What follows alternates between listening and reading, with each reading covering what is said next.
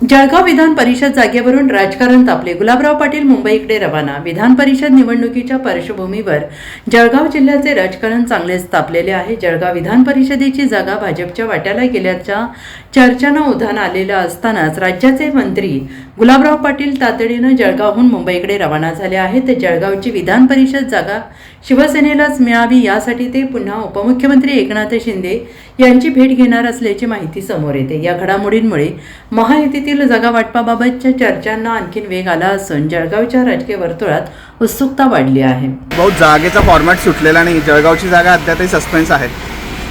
अजून काहीच निर्णय झालेला नाही आहे. हे उद्यापर्यंत निर्णय होईल असं अपेक्षित आहे. उद्यापर्यंत आपण आता मुंबईला जायला निघाले का? हो, शिंदे साहेबांची भेट घेणार आहे तातडीची.